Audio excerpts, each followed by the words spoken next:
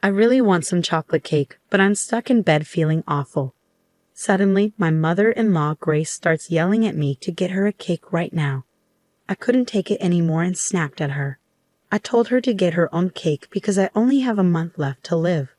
My name is Olivia, and I'm 28 years old. I met my husband David through a friend, and we got married after dating for 3 years.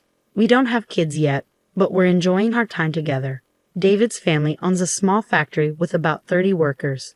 They're doing pretty well in their area. The company was started by David's late dad and has grown thanks to everyone's hard work.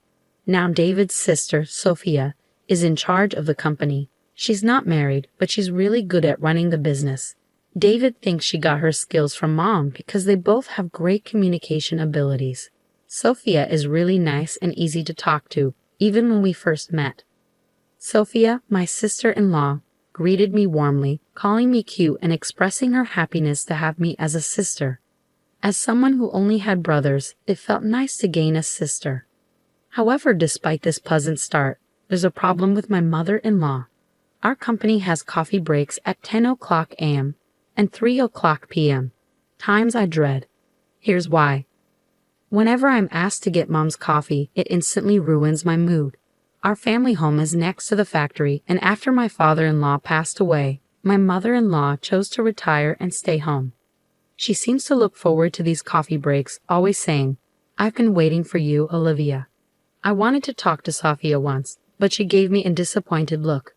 Naturally, she wasn't in a good mood, and before leaving with a forced smile, she said, "Hey, I have something to say to you. So sit here," and then she complains to me until the break is over. She often comments about why we haven't had kids yet, saying it's not something we can control. If I stay quiet, she gets even more irritated. Why such a gloomy face? I wonder why David chose someone like you. Plus, even your parents, who knows how long you'll live. The sooner the better, she said that with a sigh. Hearing her talk like that, especially about my parents, really hurts. And there's a reason for that. When David and I decided to get married and met his family, this happened. What, you don't have parents? My mother-in-law looked shocked when I told her. It's not like I never had parents. My mom passed away from cancer when I was 10, and my dad died of a heart attack when I was 20. My memories of my mom are fuzzy, but my dad raised my brother and me all by himself. I deeply regret that he passed away before I could repay his kindness. When people hear about my situation, they usually look at me with pity and say, "You must have had a hard time." But my mother-in-law reacted differently. "So you might not live long either, huh?" She actually said that while I was stunned by her response. It was so rude and insensitive. My husband David told me that despite my shock, my mother-in-law kept complaining, insisting it was an important issue. Should I rethink this marriage? Just as I was considering that, Sophia, who had been quiet until then, suddenly slammed her hand on the table and said, "What are you talking about?" She said it so quietly that everyone in the room froze. Then my mother-in-law said, "Right, Sophia, you agree with me, don't you?" That's what she said. Sophia's response was icy. "What?" I told Mom, "David chose Olivia himself, and she's wonderful. Why can't you support that?" She said this to my mother-in-law with a cold stare. My mother-in-law, who adored her daughter, seemed shocked by Sophia's words. After that, she stopped making mean comments except when we were alone. Even during the coffee breaks, she looked disappointed when I brought her coffee instead of Sophia. Luckily, David and I rented a room near his family home, so I only had to endure her complaints during those 10-minute coffee breaks. I'm relieved we don't live together. But my peace was suddenly shattered that year. A record-breaking hurricane brought a lot of misfortune my way. "Olivia, something terrible has happened." I'd never heard David sound so panicked. I hurried to the living room and found it in chaos. "What's going on?" Our ceiling was leaking badly because of the hurricane. It wasn't just our room. The owner told us it was happening in other rooms too. It seemed impossible to fix while staying there, so we needed to find somewhere else to live. Sophia suggested cheerfully, "Why worry? Just stay with us. Your commute will be 30 seconds. She said this innocently, so we ended up staying with David's family for a while. "Welcome home, David. It must have been tough, but Mom is happy we can live together again." My mother-in-law greeted us warmly, but David mostly ignored her, acting like a rebellious teenager. Then she said, "Oh, Olivia, you're here too. I didn't notice because you're so quiet. Smile more. My husband looked frustrated, and all I could do was force a smile, knowing we'd be staying there for a while. After moving in, I noticed something odd. The first time was during dinner on our first night. Wanting to show my appreciation, I cooked bread, soup, and steak. It wasn't fancy, but my mother-in-law and sister-in-law said it was delicious and finished it all. I felt genuinely relieved. After a while, my mother-in-law suddenly stood up and brought a container from the fridge, humming a tune. She opened it and piled a ton of its contents onto her steak. Mom, you're still eating that stuff." My husband, sitting next to me, looked disgusted. Sophia, my sister-in-law, rolled her eyes and said she won't stop no matter how many times I tell her. "I've given up." Then she burst into laughter. At first, I couldn't tell what was on top of the steak, but upon closer inspection, I realized it was jam. While it's not uncommon to have sweet sauces on meat, adding jam to a seasoned steak seemed bizarre. "When you eat something salty, you crave something sweet, right?" "That's why," she said, looking quite pleased with herself. Honestly, it gave me heartburn just watching her. For the record, I'm not a fan of sweet sauces on meat. "Come on, Olivia, why don't you try it? It's delicious," my mother-in-law said, turning to me. For the first time, I didn't want to eat it, but I forced a smile. Apparently, that wasn't the reaction she was hoping for. "I'm recommending it for a reason. You might live longer if you follow my example." With that parting shot, she retreated to her room, leaving me speechless. My husband and sister-in-law apologized, saying, sorry, Mom's at it again with her nonsense. Apparently, my mother-in-law has a serious sweet tooth and doesn't feel her day is complete without eating cake. Surprisingly, her annual health checkups always come back normal. Come to think of it, she's always eating cake during our 3:00 p.m. coffee breaks. I remembered that I like cake too, but having it every day would be boring. Plus, what about blood sugar levels? I've always been careful about my health, especially since my parents had short lifespans. So my mother-in-law's jam steak was quite surprising. Wait till Sophia buy cake every day. Caught off guard, Sophia admitted, "Yeah, she makes me go buy it. She says it's embarrassing for her to do it herself." "Thanks to that, I've become good friends with all the local cake shops," Sophia said, laughing. My husband, David, chimed in, "Sophia, this isn't a laughing matter. Mom's getting older. She needs to start caring about her health. I've always left it to Sophia to deal with Mom, and I feel bad about it." With that, he looked frustrated. "Well, I think you guys will have to help out more from now on," Sophia said cheerfully, and I prepared myself for more interactions with my mother-in-law.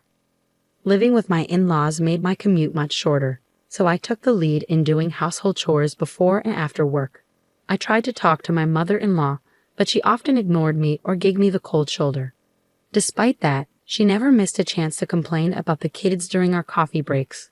Since moving here, I've been having more rough days. It's probably the stress. My mood was low and my husband noticed. He offered several times to go to the doctor with me. "Let's move out and stay at a hotel for a while," he suggested, but I turned it down because it felt like a waste of money, and the nearest hotel was still a bit far. Then the worst news came, a week-long business trip. I was stunned when my husband told me. The reason for my dread? Sophia, my sister-in-law, would also be going, meaning I'd be alone with my mother-in-law. Yeah, I said it. My husband offered to take me with him, but I thought, it's just a week. I hope I can manage, especially since I still wasn't feeling well. On the day they left, Sophia sent me a mother-in-law survival guide to my phone. "If anything happens, just give her cake and you'll be fine." I couldn't help but laugh. The guide included local cake shops and my mother-in-law's favorite cakes from each. For someone like me who was gearing up for a tough week, this information was a lifesaver. In a week, our home renovations would be done, and we could move back. I thought optimistically. I could handle this, but that hope faded on the first night. When I returned from work, my mother-in-law was blocking the entrance. "You know why I'm angry, don't you?" she snapped. "No, I don't. I'm not psychic," I replied, losing patience. "You missed both the 10:00 a.m. and 3:00 p.m. coffee breaks today." Her words caught me off guard. Indeed, with my husband and Sophia away and end-of-month tasks piling up, I'd completely forgotten about my mother-in-law's coffee breaks, and I never had a coffee break myself. I thought she'd understand since she used to work. but she yelled at me the moment we were alone. "You start this harassment, you wicked woman," she said with an angry look. I felt a huge disconnect. Why was I being yelled at like this? Did I deserve to be called wicked? Suppressing my anger, I thought, it's just a few more days, and said, "I did buy cake during my lunch break. It's in the office fridge. Sorry I didn't bring it here." Her face instantly changed from angry to smiling. "Let's forget about today. Don't forget tomorrow, okay?" she said cheerfully and went back to her room. From then on, I made sure never to forget the coffee breaks, knowing how much trouble it would cause if I upset my mother-in-law. On the day my husband and Sophia were supposed to return, I felt incredibly stressed. I was hit with nausea, headaches, and a loss of appetite. I took the day off and went to the hospital. "It's pretty serious. Can your family come right away?" I couldn't stop crying at the doctor's words. I was told I have cancer and at most 6 months, maybe even just 1 month, to live. I returned home, my face stained with tears, my body trembling, and collapsed onto the bed. The door burst open. "What are you doing, skipping work? Sophie and David are working hard, and you're slacking off?" Her yelling worsened my headache. I didn't have the energy to respond, so I just said, "I'm not feeling well," and closed my eyes. Mother-in-law didn't seem to care. She didn't want to leave the room and kept complaining to me. She said things like, "That's why you can't have kids, and who knows if you'll live long." I just stayed silent, pretending to be asleep. Then suddenly, she asked about today's coffee break. Is she really this insensitive? I thought, opening my eyes to see her standing over me. "Grace, I'm sorry. I'm not feeling well enough to go shopping today. Could you please?" She cut me off. "I don't care. I want chocolate cake now." "Go buy it. You're probably faking it," she screamed at me louder than ever. My frustration exploded at the woman in front of me, who was acting selfishly like a child. "Shut up. Listen to me. I have 1 month to live. Go buy your own damn cake, you idiot." My words seemed to shock my mother-in-law, who stared at me wide-eyed. Then, from behind her, "Mom, what are you doing? And Olivia, what do you mean by 1 more month?" My husband, looking pale, and my sister-in-law, equally concerned, were standing there. "Oh, weren't you supposed to come back tomorrow?" Ignoring the visibly shaken mother-in-law, my husband came to my side. I felt so relieved by his action that I burst into tears. "I can't take it anymore. The doctor says it might be cancer, and I'm not feeling well, but you keep nagging me to go buy cake. Enough is enough. Stop bothering me about the kids too. Just leave me alone, you idiot." I let out all my resentment towards my mother-in-law while crying. My husband and sister-in-law looked at her with cold eyes. "Sending a sick person to buy cake. Are you stupid?" Sophia, who's usually all smiles, had a face I'd never seen before. A terrifying one. "You've been making snide remarks about the kids. Look, I didn't say anything because it's a private matter, but the reason we can't have kids is me." My husband raised his voice as he said this. In reality, about a year after we got married, we consulted a doctor because we were having trouble conceiving. The tests showed that I was fine, but my husband's numbers were low. He felt really down about it and kept apologizing to me with a sad face. I didn't want to make him feel that way, so I avoided talking about kids as much as possible. I did want children, but I thought life with just my husband was enough. I never considered leaving him because we couldn't have kids. I didn't tell my mother-in-law because I knew she'd start nagging. She listened to my husband's words with a face like her soul had been sucked out. Just then, my cell phone rang. The caller ID showed it was the hospital. "Hello, yes, right now. My husband just got home." "Okay, understood." The doctor who had called earlier sounded urgent, asking us to come right away. Am I really that sick? I started to cry from the anxiety. "It's okay, Olivia. Can you stand? I'm with you." My husband, who also looked like he was about to cry, and I rushed to the hospital. As we were leaving, I caught a glimpse of my mother-in-law getting a stern lecture from Sophia. When we arrived at the hospital, we were immediately ushered into a room where the doctor and even the hospital director were waiting to offer us a deep apology. It was a misdiagnosis. According to the doctor, they had mixed up my medical records with another patient who had the same name and birth date as me. I couldn't believe such a thing could happen, but the doctor did look extremely worn out. This incident was later covered in a local news segment, and the hospital vowed to review its working conditions. We were then referred to another hospital. When we returned to my in-laws' house, my mother-in-law seemed to have been scolded by Sophia and was shrinking in her seat. Sophia later told me she was worried that her newlywed son might lose his wife and be heartbroken. It might be love turned inside out, but it was a real hassle seeing our tear-streaked faces. Even my mother-in-law broke down. Did I really do something that bad? She started crying. So what about Olivia? Sophia asked with a concerned look. I'm pregnant, I said, tears of joy filling my eyes. My husband was also shedding tears of happiness beside me. We immediately went to the maternity hospital as advised. It's still early, but yes, you're pregnant. We can confirm the heartbeat. Hearing that, we both burst into tears, even though we were in a hospital. Sophie also cried, saying, I'm so glad, so very glad. As for what happened next, Sophie got engaged to her long-term boyfriend and moved to another state with him after quitting her job. We had heard about this beforehand, so it wasn't a surprise. My husband, who was taking over as the new CEO, seemed to have his hands full with client visits. The business trip, by the way, was for that reason. He told me later that he was able to come home a day early because it ended sooner than expected. Mother-in-law seemed to know nothing about it. What? Getting married, quitting her job, and moving to another state. She was shocked. Sophia told her, Yeah, I told you. Remember? Well, it doesn't matter. It's settled. Mother-in-law was in a daze, and we all laughed. We returned home to find our leaky roof repaired and our room looking brand new. We cheered in delight. Things remained awkward with mother-in-law. My husband was angrier than I was and said he never wanted to see her again.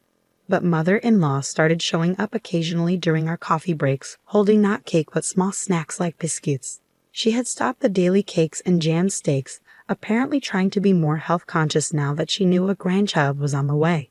Employees who had worked there since my father-in-law was CEO seemed happy to see mother-in-law. So I realized she wasn't inherently a bad person. Our conversations gradually increased, and she stopped complaining. When our daughter Emma was born, mother-in-law transformed. She started doing things like buying diapers and leaving side dishes for dinner, saying, Feel free to eat. You're always working so hard. Even when she knew I was home, she'd send a message and leave without ringing the doorbell.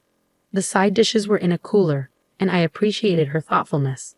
I felt I could get along with this version of mother-in-law. What really convinced me was when Emma was born. Mother-in-law took my hand and said, Thank you, Olivia. Really, thank you. Seeing her tears, I knew she was sincere. Sophia also seems to be doing well and recently announced her pregnancy.